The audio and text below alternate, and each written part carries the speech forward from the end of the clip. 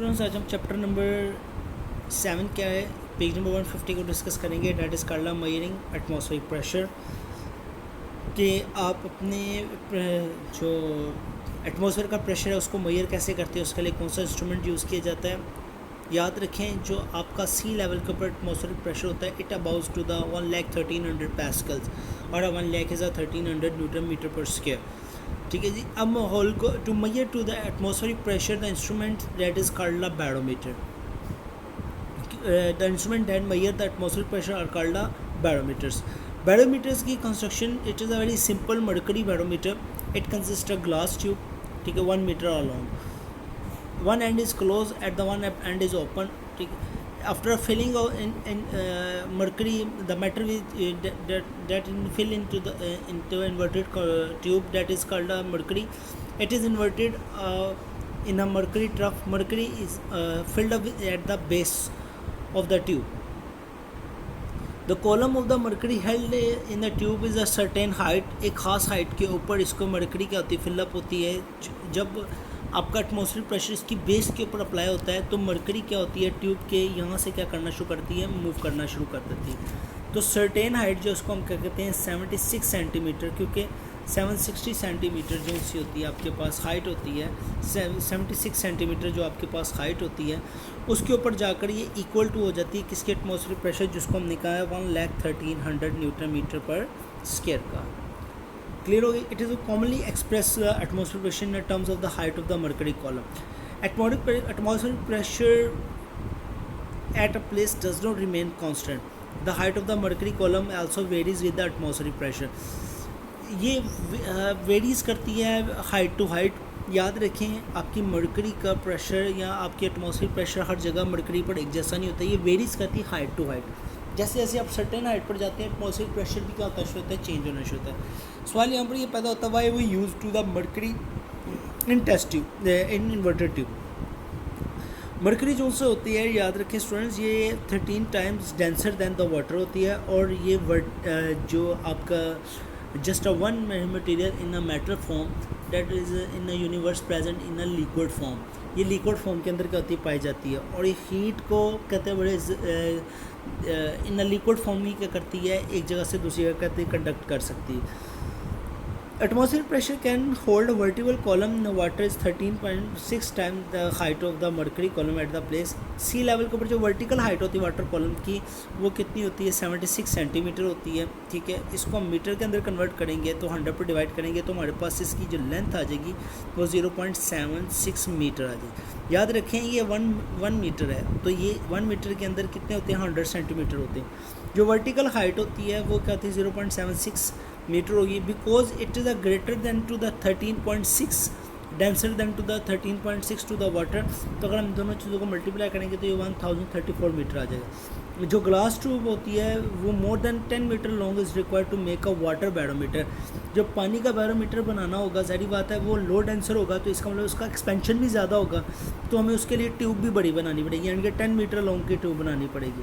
तो सी लेवल के ऊपर प्रेशर जो होता है वो मेजर करना हमारे लिए क्या हो जाएगा, मुश्किल हो जाएगा 10 मीटर ट्यूब के साथ, क्योंकि हम उसको डेमोस्ट्रेशन नहीं करवा सकते इसके लिए।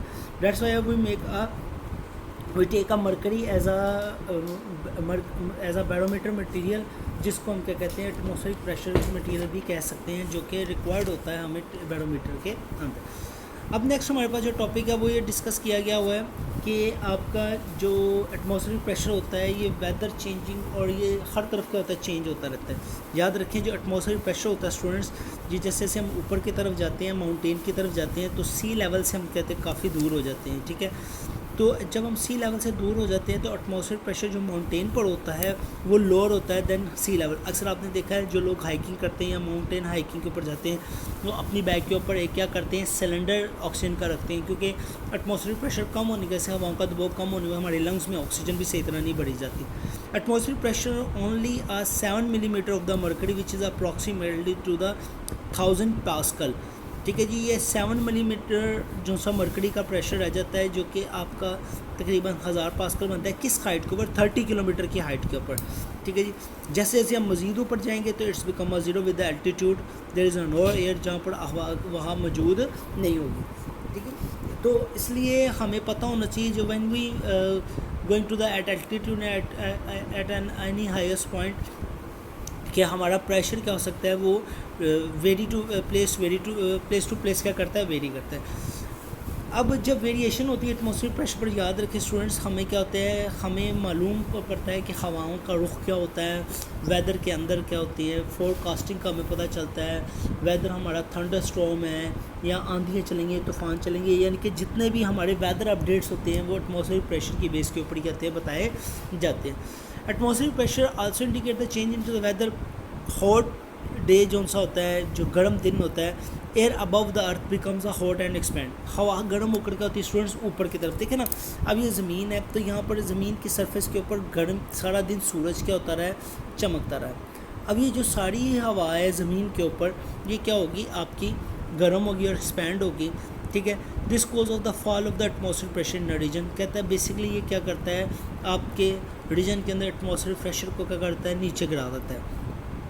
इसी तरह ही ड्यूरिंग चिली नाइट्स कहते हैं, air above the earth cool down होती है, वो क्या करती हैं, आपका एटमॉस्फेरिक प्रेशर को क्या कर देती हैं, इंक्रीज़ कर देती हैं। चेंज इन एटमॉस्फेरिक प्रेशर जो सा होता है सर्टेन प्लेस, क्या करता है, आपको बेसिकली इंडिकेट करता है वेदर की चेंजिंग किसी।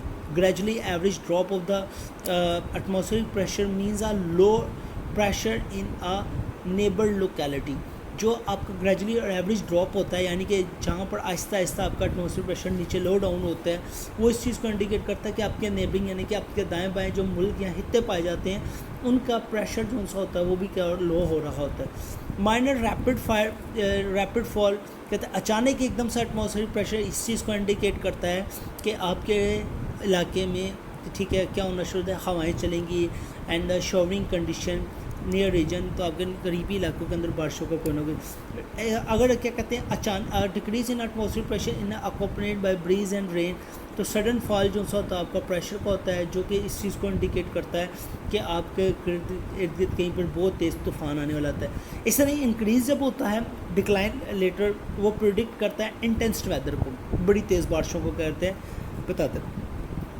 और अगर Aahista Aahista gradually increase in atmospheric pressure होता है, जो इंडिकेट करता है कि आपका लंबे अरसे तक मौसम क्या होगा, बड़ा प्लेजेंट रहेगा।